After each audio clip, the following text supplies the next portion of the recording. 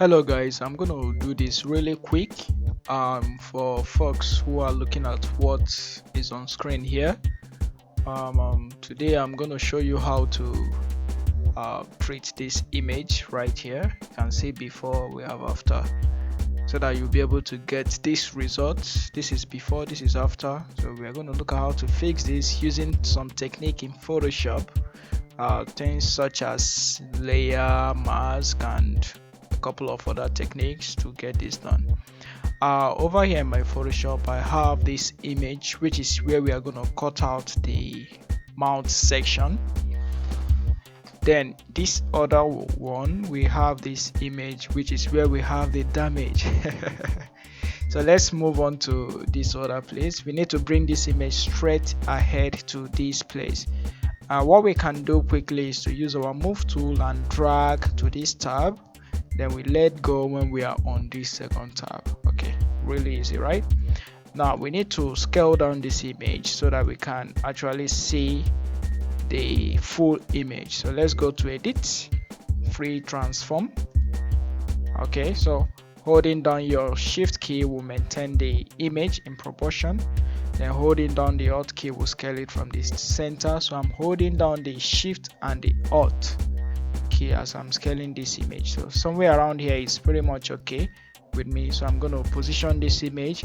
I also want to open up my layer section and reduce the opacity a little bit, so that I can see through this image in order to position the mount. Okay, somewhere around here, this is where I want it. Maybe I should scale it a little bit more.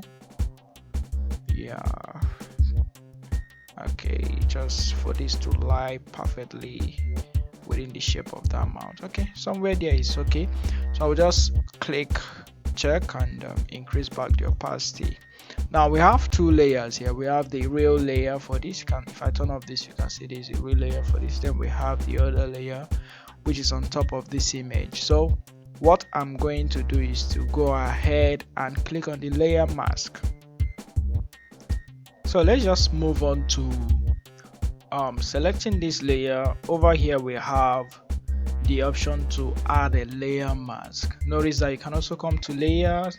Then from your layer, you have so many options on the layer styles, new layer. So this is the layer mask in case you want to see the layer mask on the layer menu. So we also have the layer mask here. But the easiest thing to do at this point is to quickly come over to this icon while this image is selected. So just click on add layer mask. So what layer mask does is easy. It will allow you to use the brush tool to paint over this image. From experience, what you're actually going to do is to grab the brush tool. You can press B on the keyboard or you click on brush tool. Now if the foreground color is black, you are getting rid of the image. So black is going to get rid of this image, while white will fill it back. Awesome, right? So if your foreground color is black, the image goes away. If it's white, you add back the image. So what you are actually painting is not the image with the brush tool, but you are painting the mask. So this is the actual mask that we are painting. If I hold down my alt key and click on it, you can see this is where we are painting either white or black. By the way, I'm pressing X to flip those colors over there. Alright, so what we can do now is to alt click on this same place to get back. We want to get rid of this place, so I'm just using press X on your keyboard to swap these colors. So we have black as the foreground color. We can paint this really quick. You can see we are getting what we want. So we can actually hold down the alt key with your middle mouse button to zoom this image a little bit closer to your view so that you can paint this more accurately. Now you can reduce the brush size by using the left and right coily brushes on the keyboard, the left and right coily brushes, or you come over to this place and reduce the size. Now, not the bracket key, the coily brushes, the one next to downward within the backspace key. So just paint this really careful around the shoulder. We have a little bit of blend here.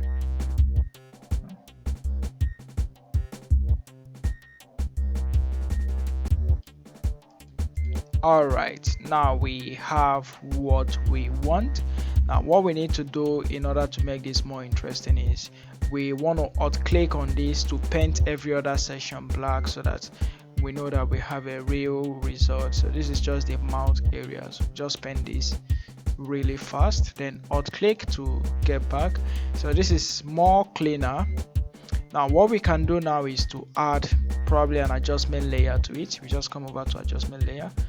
Let's come over to levels and add levels to it. So inside of this level we can decide to brighten things a little bit, and maybe somewhere here just to make this blend a little bit. Okay, come over to on top of this and create a new layer quickly. Then we are going to use a darker color, maybe something as dark as this. We change the blending mode to like color, and that will allow us to paint over this. So what that does is to reduce the saturation of the mouth that we used before. So I'm going to paint on this hair where we have black. We want to actually paint it so that will reduce the saturation quite a little bit. If you think that you've overpainted this, you can actually use the eraser tool to get rid of some parts that you've overpainted. Pretty much easy. Now it looks like what we've done is not that good, but you can come over to the opacity and reduce the opacity quite a little bit, somewhere around here.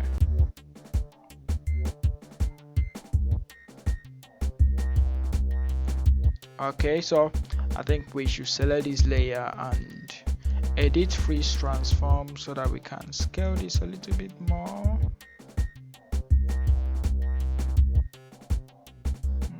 Somewhere right there, maybe move it in position a little bit, scale it again, move it in position. So we are trying to get pretty much something that will blend in a little bit.